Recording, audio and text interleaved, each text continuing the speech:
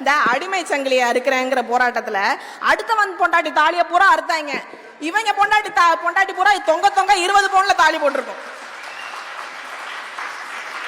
அதான் சொல்றேன், அடுத்த முன்னாடி தலையோட கற்பப்பையை அறுத்து எறி. கற்பப்பை உனக்கு எதுக்கு?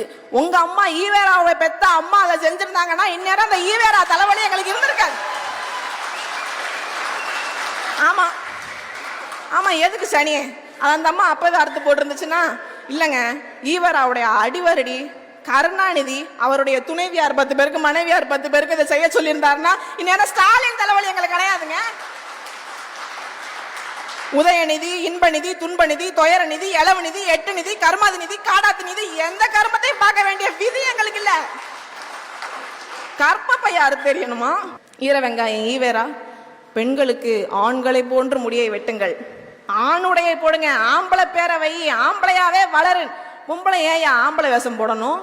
பொம்பளை ஏன் ஆம்பளை வேஷம் போடணும்? மங்கையராய் பிறப்பதற்கே நல்ல மாதவம் செய்திட வேண்டும் அம்மா நான் என் பாட்டேன். அப்படிப்பட்ட உயர் பிறப்பு நான் ஏன் வேஷம் கட்டி தெரியணும்? பைத்தியமா நான்? கருப்பையை அறுத்து வீசி, கருப்பையை அறுத்து வீசு. ஏன் கருப்பையை அறுத்து வீசணும்? இவரு அன்னைக்கு ஆண்களுக்கு மாதிரி வேஷம் போட சொல்லி கொடுத்தது விளைவு இன்னைக்கு எங்க வந்து நிக்குது தெரியுமா? லெஸ்பியன், எல்ஜிபிடின்னு இன்னைக்கு ஒரு கம்யூனிட்டியா உருவாயிருக்கு. அதுக்கு அடித்தளம் போட்டு வித்திட்டவர் அந்த ஈர வெங்காயம் ஈவேரா. இவ்வளவு பெண்ணியம் பேசின என் பாட்டம் பாரதியே செல்லம்மாளுக்கு புடவை கட்டி தாங்க அக்ரஹாரத்துல கூட்டிட்டு போனா, பஞ்சாட்சரம் கட்டி கூட்டிட்டு போகல. நீ யாரு பேண்ட் சட்டை போட சொல்றதுக்கு?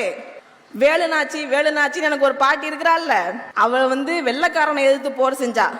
அவ காலத்துல பெண்ணடிமையை யாரையா உடைச்சது? யாரையா பெண்களுக்கு தைரியம் கொடுத்தது? இந்த ஈர வெங்காயம் ஈவேரா குதிரையார கத்து கொடுத்து கையில வாழை கொடுத்து சென்றுவா மகளே வென்றுவான்னு வேலுநாச்சியார அனுப்பி வைத்தாரா? என் பாட்டி சேர்த்து 100 வருஷத்துக்கு அப்புறம் தாங்க இந்த ஆள் பிறக்கிறாரு. வேலுநாச்சி மண். என் மண்ணை பத்தி பாரதி பாடுறான் பாருங்க. மண்ணுக்குள் எவ்வுயிரும் தெய்வம் என்றால் என் மனையாளும் தெய்வம் என்றோ மதிகட்டீரே.